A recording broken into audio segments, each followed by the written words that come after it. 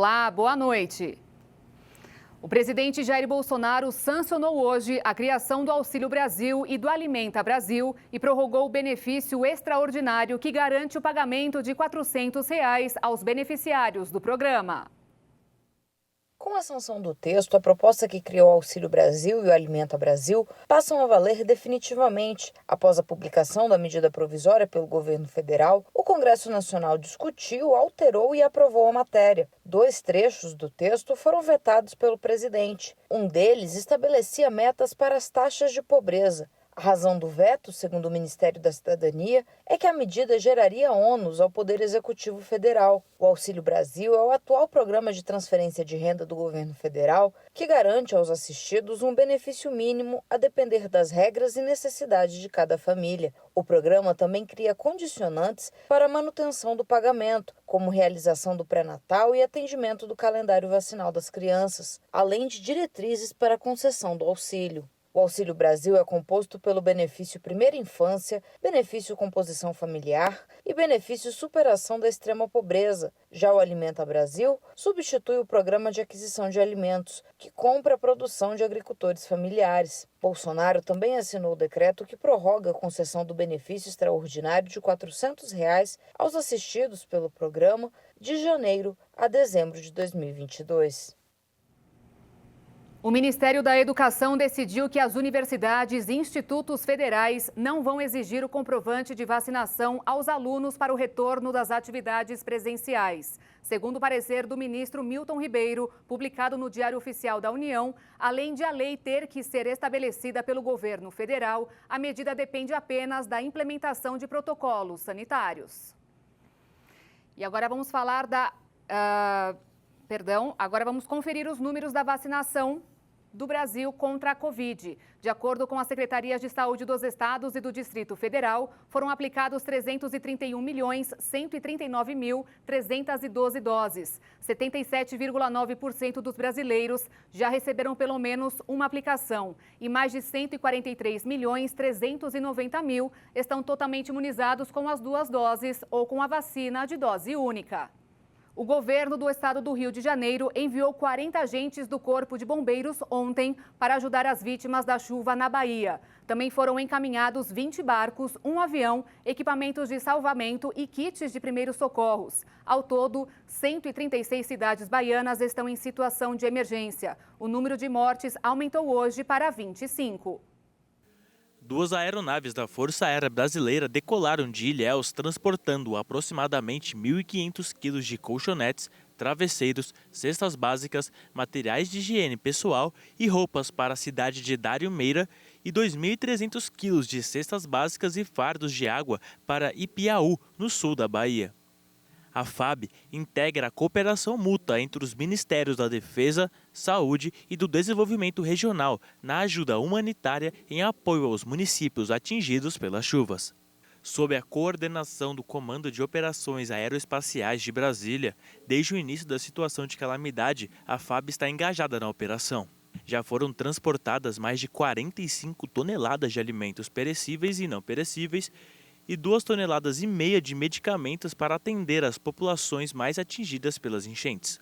A Força Aérea Brasileira também realizou o transporte de 23 toneladas de alimentos não perecíveis pelo modal terrestre em uma carreta do Centro de Transporte Logístico da Aeronáutica.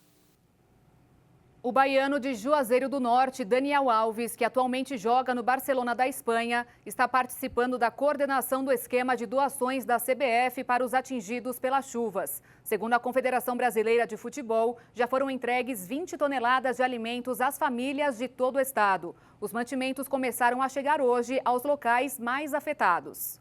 Os moradores da Bahia que perderam tudo com as enchentes pedem mais solidariedade para enfrentar as dificuldades. Os moradores de cidades baianas afetadas por chuvas e inundações intensas tentam recuperar o que podem nos escombros, à espera de mais ajuda e de uma melhora do tempo nos próximos dias. De acordo com a Superintendência de Proteção e Defesa Civil, 91.258 pessoas estão desabrigadas ou desalojadas. Consegui recuperar só a televisão. O colchão molhou um pouco, mas acho que é melhor nem utilizar, né? Porque molhou um pouco da água da enchente, né?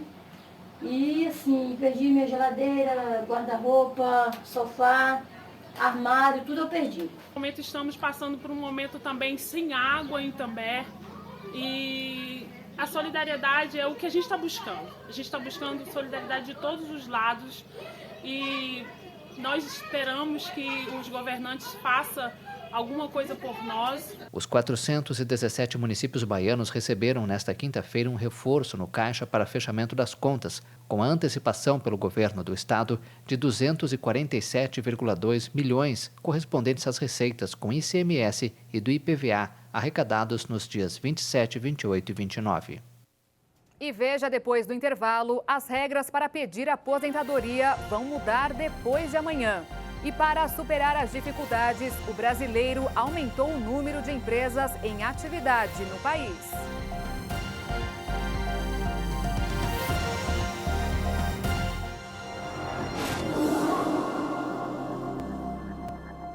« 2021 foi um ano de desafios em que milhares de pessoas inovaram, se reinventaram e empreenderam. Segundo o Ministério da Economia, o Brasil tem hoje mais de 19 milhões de empresas ativas. E ao longo do ano, houve recorde na abertura de novos empreendimentos. Em 2021, este empresário abriu um novo restaurante no Distrito Federal. 40 novos funcionários passaram a integrar a equipe, que agora soma mais de 150 pessoas. O que levou a gente a abrir algumas lojas foi o desafio e a gente, sim, foi uma oportunidade que apareceu. Não foi uma coisa estudada, não foi uma coisa que a gente estava indo atrás, foi uma oportunidade que apareceu e a gente agarrou. Graças a Deus deu certo, claro, tivemos vários desafios, que foi durante a pandemia e tal, mas deu tudo certo. Atualmente a gente tem 160 funcionários, que abriu esse ano são 40 por aí, entendeu? Então assim, são muitas lojas e muitas pessoas. O Brasil tem hoje 19,2 milhões de empresas ativas, segundo o Ministério da Economia. O Boletim de Empresas aponta que só em novembro de 2021, 319 mil novos empreendimentos foram abertos e mais da metade levaram menos de 24 horas para serem formalizados. Entre maio e agosto, o Brasil bateu recorde na abertura de novas empresas, registrando quase 1,5 milhão de novos empreendimentos. Um crescimento de 26,5% em relação ao mesmo período do ano anterior. E o norte do país foi destaque, liderando o ranking das regiões que mais empreenderam. A advogada Caroline Garcia foi uma das pessoas que ajudaram a região a se destacar nesse ranking. Ela abriu uma empresa de inovação e comunicação voltada para o mercado jurídico. Com uma pequena equipe, a empresa faz o planejamento de mídias e dá visibilidade a causas relevantes dos clientes no estado de Rondônia. Para 2021, a proposta da empresa é ampliar o atendimento para outros estados. A Norte é uma empresa de inovação em marketing digital voltada para o mercado jurídico. Nós nascemos com um propósito muito simples, que é levar inovação e torná-la acessível aos advogados e escritórios de advocacia aqui da região norte. Nos últimos 2 anos, nós vimos crescer o número de negócios digitais no Brasil. Cresceu de uma maneira impressionante e isso nos motivou a entrar nesse mercado também. Por nós nos pautarmos nesse modelo de negócio digital, a nossa equipe ela trabalha de maneira remota. Então hoje nós contamos com 7 pessoas na equipe e muito embora nós tenhamos uma sede, as pessoas elas podem trabalhar de maneira híbrida. Podem ir presencialmente, podem trabalhar de casa. Por exemplo, nós temos 2 pessoas que elas não moram no estado de Rondônia.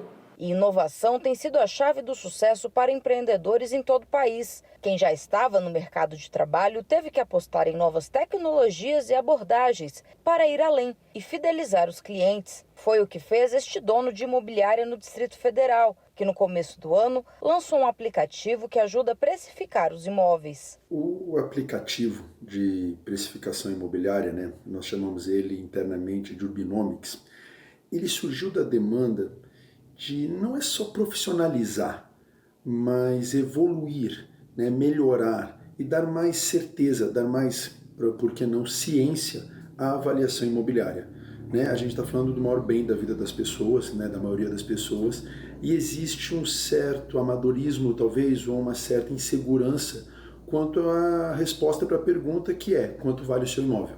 Com base em dados de mercado, a gente junta esses dados, os dados dos anúncios, os dados de vendas, coloca um algoritmo né, que ele comece a identificar o que faz o imóvel valer um pouco mais, um pouco menos, que região está mais valorizada, está menos valorizada, como é que está se comportando, né, a cidade em termos de busca, em termos de valor propriamente dito, e ele consegue oferecer para a gente, com uma boa exatidão, o preço de um imóvel, seja ele uma casa, seja ele um apartamento. A especialista explica que em 2022, a tecnologia e a inovação continuam sendo importantes ferramentas para que empresários e empreendedores fidelizem e aumentem a carta de clientes. Foi graças à tecnologia que a maioria dos negócios sobreviveu à pandemia.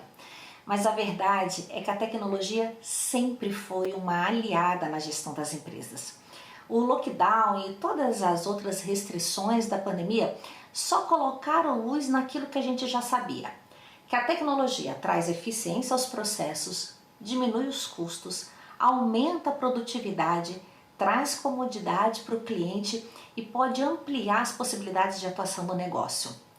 O fato é que dificilmente a tecnologia vai enfraquecer uma empresa. Ao contrário, ela quase sempre é um diferencial competitivo que traz ganhos para o empresário, para o negócio, para os empregados e, claro, para os clientes. E para quem quer empreender, ela recomenda planejamento, estudos e análise de mercado para evitar perdas e garantir o sucesso. O grande desafio de 2022 é o mesmo que tivemos em 2021 e em 2020, a pandemia. É claro que estamos felizes e esperançosos com o rápido avanço da vacinação e a queda do número de contaminados, mas não sabemos como será o comportamento da Ômicron no Brasil, nem mesmo se teremos que enfrentar outras variantes. Então, minha recomendação aos empresários é cautela. Não é preciso ser pessimista, mas é preciso acompanhar atentamente as notícias do Brasil, do mundo e pensar direitinho antes de fazer grandes investimentos no negócio, a não ser que sejam investimentos que preparem a empresa para uma eventual nova onda. As orientações para empreender de forma segura não mudaram durante a pandemia e servem para todos os tipos de negócio. Conhecer o mercado, quais são os principais concorrentes, quais as tendências para esse negócio, saber quem é o seu público-alvo, para quem que você vai vender e como esse público se comporta. Ter um plano de negócio, ainda que ele seja simples, é importante colocar no papel o que fazer, como fazer, quando será feito e quanto que tudo isso vai custar. Ter uma reserva financeira que sustente o negócio até que ele dê resultados e não esperar resultados imediatos, muito pelo contrário. Independentemente do negócio ter uma presença digital, precisamos estar na palma da mão do cliente, separar as contas da empresa da conta pessoal e principalmente buscar ajuda de especialistas. Abrir um negócio nunca deve ser uma ação solitária. E o presidente Jair Bolsonaro sancionou o projeto de lei que abre caminho para contas de pessoas físicas em dólar no Brasil. O texto permite que brasileiros saiam ou entrem no país com até $10 mil sem declarar. O limite anterior à sanção do texto era de R$10 mil. O texto, publicado no Diário Oficial da União desta quinta-feira, abre caminho para que pessoas físicas tenham contas bancárias em moedas estrangeiras, como o dólar ou o euro. A proposta foi encaminhada ao Congresso em 2019 pelo governo federal, sendo uma iniciativa do Banco Central e do presidente da instituição, Roberto Campos Neto. A medida possibilita que bancos e instituições financeiras brasileiras invistam no exterior os recursos captados no país, além de facilitar o uso da moeda brasileira em transações internacionais. A iniciativa aumenta a autonomia do Banco Central para regular o mercado de câmbio. Quase 175 mil contribuintes que caíram na malha fina e acertaram as contas com o fisco receberam hoje 285 milhões de restituição do imposto de renda pessoa física. O pagamento foi depositado na conta informada pelo contribuinte quando ele preencheu a declaração. A principal mudança na reforma foi a de acabar com a aposentadoria apenas pelo tempo de contribuição sem idade mínima. Agora, o trabalhador que entrar no mercado terá que provar as duas coisas. As alterações serão feitas até 2023, quando as regras chegarão ao que foi estabelecido. As mulheres são as mais afetadas. Antes, elas podiam pedir o benefício com 60 anos de idade. A partir de 1º de janeiro, é preciso provar 61 anos e 6 meses. No caso dos homens, a idade mínima permanece em 65 anos. O tempo mínimo de contribuição é de 15 anos. No caso da aposentadoria, onde são contados a idade e o tempo de contribuição, o tempo subirá 1 ano. Das mulheres, dos atuais 88 para 89 pontos, com 30 de contribuição, e para os homens, de 98 para 99 pontos, com 35 de contribuição. E no caso da idade mínima, a exigência para as mulheres passa dos atuais 57 para 57 anos e 6 meses, com tempo de contribuição de 30 anos. Para os homens, subirá para 62 anos e 6 meses, com 35 anos de contribuição. Só uma correção, o que você acabou de assistir foram as regras para a aposentadoria dos trabalhadores que vão mudar a partir do próximo sábado. Essas alterações vão valer para quem já está trabalhando com carteira assinada até novembro de 2019.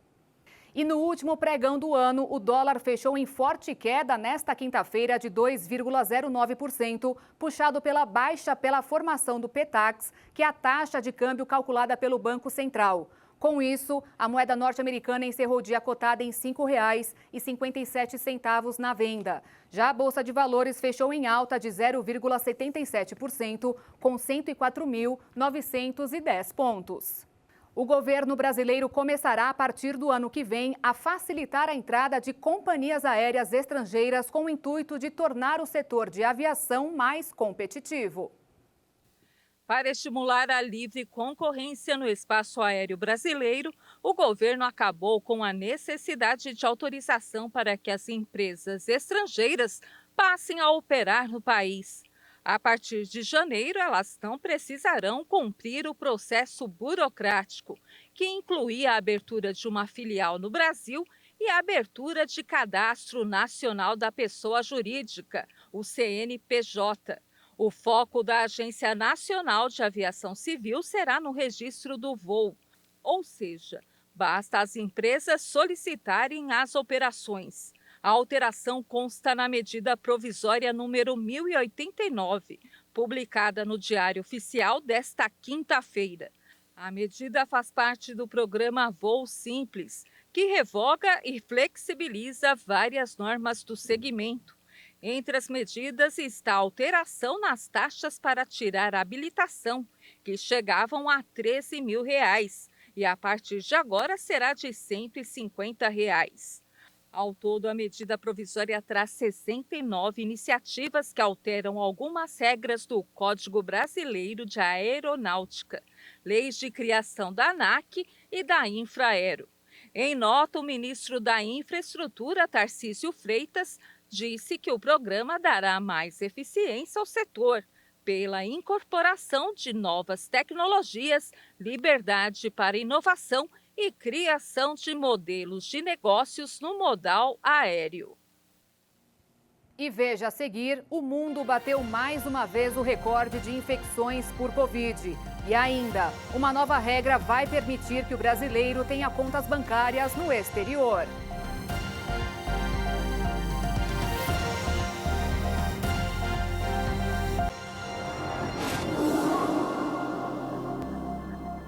A Organização Mundial da Saúde informou hoje que o mundo atingiu o recorde de 1.300.000 novos casos de Covid-19 em apenas 24 horas. Quem também está ultrapassando as estatísticas são os Estados Unidos, com mais de 500.000 novas infecções em um único dia. Este forte aumento parece estar associado ao auge da variante Ômicron, considerada mais transmissível que a Delta. Contudo, a Organização Mundial da Saúde afirmou que a tsunami de casos está sendo causada pela combinação da nova cepa e da variante Delta. A atual onda de contágios é a quarta em nível global neste ano, depois dos picos de janeiro, abril e agosto. Naqueles meses, foram mais associadas as variantes Alfa, inicialmente detectada no Reino Unido, e a Delta, na Índia. Mas o atual aumento de casos parece não acarretar um aumento nas mortes, que a OMS acredita a maior taxa de vacinação em muitos países. O número de mortes diária oscila atualmente entre 4 e 8 mil, e a curva deste indicador se mantém estável desde o início de outubro. De acordo com a Universidade de Oxford, já foram aplicados mais de 9 bilhões e 100 milhões de doses de vacinas contra a Covid-19 no mundo. A China, líder do ranking, tem 2 bilhões e 800 milhões de aplicações. A Índia, em segundo, tem 1 bilhão e 440 milhões. Em terceiro estão os Estados Unidos, em quarto o Brasil e em quinto a Indonésia. Nos Estados Unidos, a ajuda de voluntários de todo o país vai ajudar muitas famílias a resgatarem a esperança para o ano novo que se inicia depois de uma série de tornados que deixaram rastro de destruição e mortes no oeste de Kentucky. Sob uma grande tenda amarela montada em um estacionamento, voluntários serviram mais de 30 mil refeições e bebidas quentes, como chocolate para aplacar um pouco o frio intenso nesta época de inverno no continente. Em uma escola de ensino médio, as organizações distribuíram alimentos não perecíveis, itens de limpeza, higiene pessoal e brinquedos para famílias que perderam tudo, na esperança de proporcionar um pouco de alegria em meio à tragédia. Pelo menos 79 pessoas perderam a vida nos tornados que atravessaram vários estados. E o Brasil registrou nas últimas 24 horas 154 mortes por Covid e 12.753 novos casos, de acordo com o Ministério da Saúde. Confira agora os números da pandemia. Já são quase 286 milhões e 255 mil casos e mais de 5 milhões e 428 mil óbitos ao redor do mundo. Os Estados Unidos, país líder em números absolutos, ultrapassaram os 54 milhões e 231 mil diagnósticos e tem um total de 824.135 vítimas fatais. A Índia passou dos 34 milhões e 822 mil contaminações. Já o Brasil tem mais de 22 milhões e 275 mil casos, com mais de 21 milhões e 530 mil pessoas recuperadas. Ao todo, são 619.024 mortes registradas. O Reino Unido ultrapassou os 12 milhões e 818 mil pessoas que foram contaminadas pela Covid. E a Rússia está próxima dos 10 milhões e 300 mil casos positivos da doença. Os 10 maiores desastres ambientais de 2021 custaram 170 bilhões de dólares, mais de 974 bilhões de reais, de acordo com o relatório de uma entidade britânica. Segundo o documento da Christian Aid, entidade de caridade do Reino Unido, 2021 é o sexto ano desde 2011 em que catástrofes ligadas ao meio ambiente custaram mais de 100 bilhões de dólares. No Brasil, a situação na Bahia é considerada caótica. Ao todo, 24 pessoas morreram em decorrência das fortes chuvas.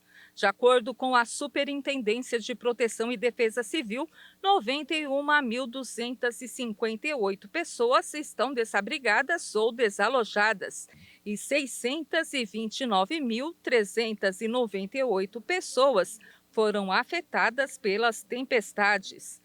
O número de feridos já chega a 434 e 136 cidades estão em situação de emergência.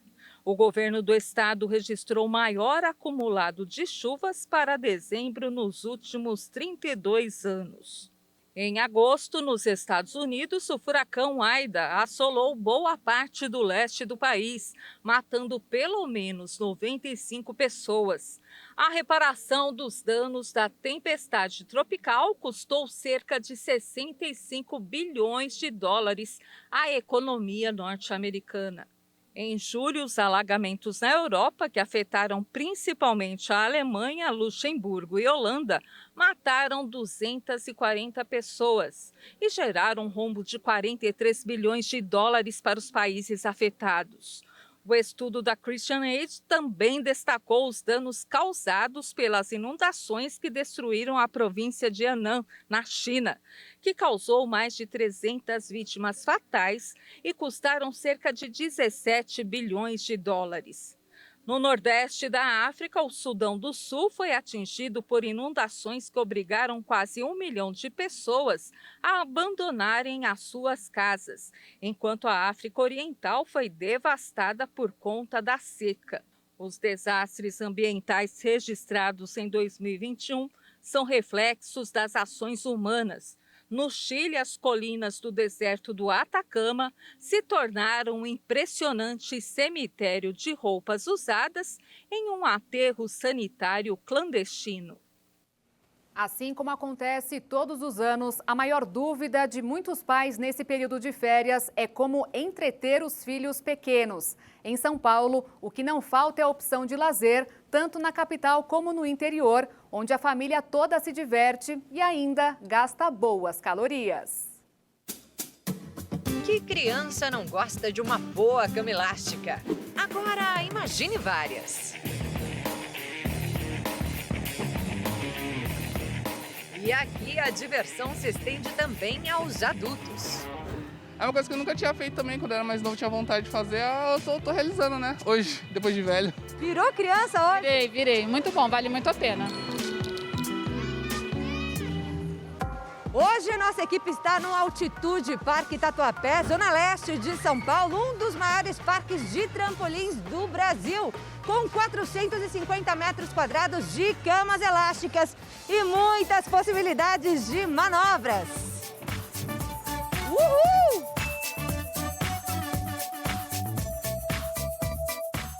A ideia foi totalmente do nosso diretor, ele morou alguns anos nos Estados Unidos e essa ideia de jumping era mania lá. E agora é mania também aqui no Brasil. O Altitude Parque já tem 5 unidades, 3 na capital paulista e 2 no interior, com várias atrações para todas as idades.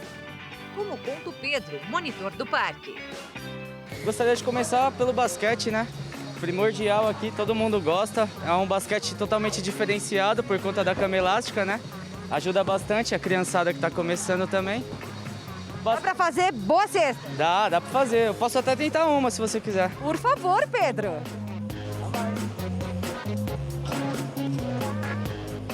Uau! Pedro é craque. Fala que você treina todo dia, Pedro. Ah, é bom treinar, né? A criançada gosta de ver a gente praticando. Gosta de ver pra tentar fazer igual. O monitor mostra como fazer várias manobras nos 4 cantos do parque.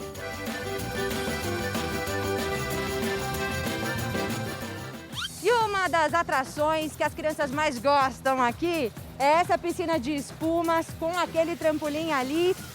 Theo, Pietro, Heitor estão aqui especialmente para pular nessa piscina, não é isso? Quero ver vocês mergulharem então.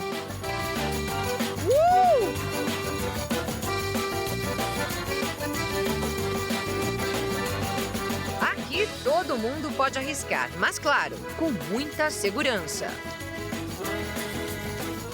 A segurança para entrar no jumping é o uso da meia antiderrapante, tá? Ela é um item de segurança para não escorregar na lona. E também a segurança do Covid, né? Nós seguimos todos os protocolos, tem que pular de máscara, tem álcool em gel espalhado pelo parque inteiro, medição de temperatura, então acaba sendo bem seguro. E há uma preocupação especial também com os pequenos. Crianças menores de 5 anos só podem entrar no parque acompanhadas de um adulto, que é o caso da Lorena, que veio com o pai. Um amigo meu me indicou, falou que ia trazer a filha dele, não sei o que, achei interessante. Não, vou trazer ela pra ela curtir, pular um pouquinho. Tem a área ali também, que dá para as crianças brincar, tem o lanchonete também.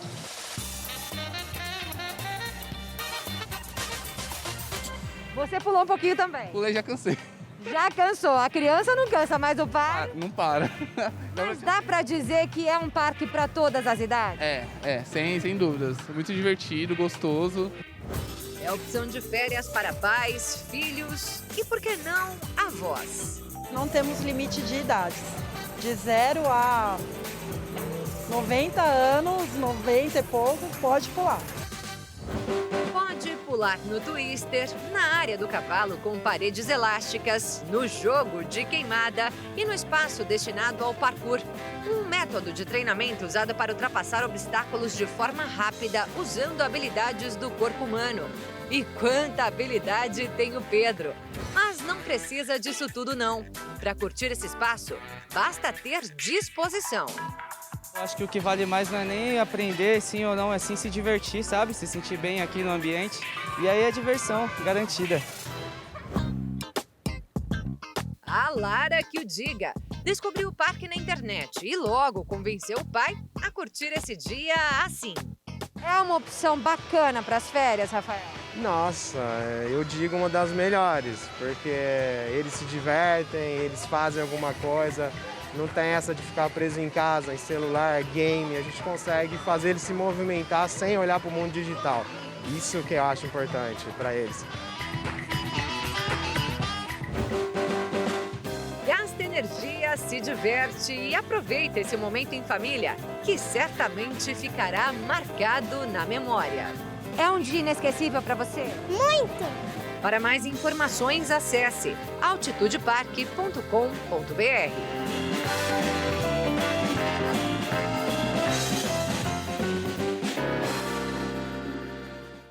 E daqui a pouco você vai ver os preparativos para a corrida da São Silvestre. E ainda, o festival de luzes que os armênios fazem para o esperar o Ano Novo chegar.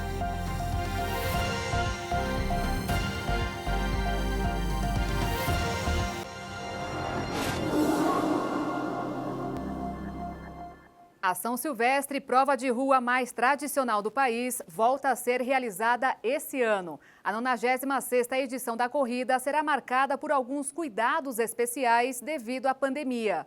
Mais informações com o repórter Kleber Werneck. Já está quase tudo pronto nas ruas de São Paulo para a realização da São Silvestre. Eu estou na Avenida São João, no cruzamento com a Avenida Ipiranga, ponto muito conhecido da cidade de São Paulo que vai fazer parte do percurso da prova. Inclusive, eu vou mostrar aqui, haverá um ponto de hidratação, por onde os atletas vão passar e vão poder receber água, vão poder se hidratar e continuar o percurso. A gente pode ver a placa e a água, né? Os copinhos de água já estocados, armazenados aqui. A última vez que a São Silvestre foi realizada na cidade de São Paulo foi em 2019, quando 35 mil pessoas participaram da prova. Em 2020, ela não foi realizada por causa da pandemia da Covid-19. Ficou proibida a realização por causa das medidas de restrição social. E agora vai voltar com toda a empolgação, com empolgação redobrada. Mas a organização da prova também determinou algumas medidas especiais para proteção, para prevenção contra a Covid-19. A primeira delas é que para retirar o kit de participação, o atleta teve que apresentar o comprovante de vacinação de primeira e de segunda doses. Quem tomou só a primeira dose ainda teve que apresentar um exame negativo para a Covid-19, realizado com pelo menos 48 horas de antecedência. Outra exigência para esse ano é que pela primeira vez os atletas terão que usar máscara. Isso mesmo, a proteção na largada e na chegada. O percurso total é de 15 quilômetros e ao longo do trajeto o uso da proteção será facultativo, vai depender de cada atleta. Mas como eu disse, na largada e na chegada será obrigatório. E a terceira medida é que aquela tradicional reunião, aglomeração que sempre acontece na Avenida Paulista esse ano está proibida. As pessoas não poderão se reunir lá para acompanhar a largada e a chegada dos atletas. Mesmo assim, a empolgação é grande. Afinal, a São Silvestre marca o Réveillon na capital paulista. De São Paulo, Kleber Werneck. E os americanos estão viajando mais em trens nesta época do ano. É a alternativa para os cancelamentos dos voos das companhias aéreas United, Delta e Alaska, que reduziram as decolagens por causa do aumento dos casos de Covid. Ao mesmo tempo em que as companhias aéreas reduziram os voos, as autoridades sanitárias dos Estados Unidos reforçaram os protocolos e a necessidade de retomar medidas de distanciamento social. A demanda por kits para a realização de testes anti-Covid atrasou a saída de milhares de americanos que foram pegos de surpresa com a escassez do item de segurança necessário, principalmente para viajantes que deverão encontrar familiares idosos e com comorbidades. O presidente Joe Biden prometeu que a partir de janeiro haverá mais locais de testes e serão disponibilizados 500 milhão de kits domésticos.